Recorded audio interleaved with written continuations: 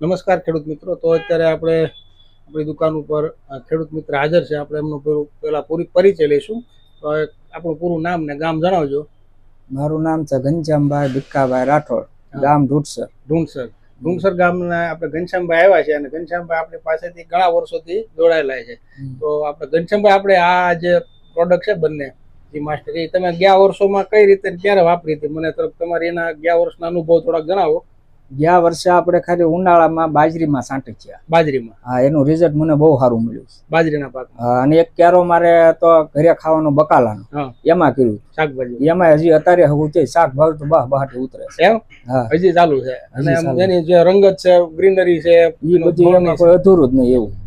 એટલે બાજરીમાં તમને જે દર વર્ષે તેમ વર્ષો કરતા હોય બાજરી, તો એમાં અત્યારે જે ઉનાળામાં કરી એમાં તમને આ વાપર્યા પછી શું આમ ફરક કેવો લાગ્યો? કે કઈ પીળી કે ઓલી જ ન પડી, લીલી સમજ રહે. લીલી સમજ રહે. અને ઉત્પાદનમાં ફળ, ફૂલ, સાઈઝ, ફૂટ બધી રીતે સારી છે. એમાંય તમને અનુભવ સારો થયો. તમારા ગામના બે ત્રણ ખેડૂતો બીજા તો આપણે હમણાં વિડીયોમાં આપણે અગાઉ લીધા છે એના અનુભવ. આજે ઓલા આપણે વિક્રમભાઈ નું હમણાં 2 દિવસ પહેલા આવ્યા હતા. આજે દાદા આવ્યા હતા, પોલાભાઈ.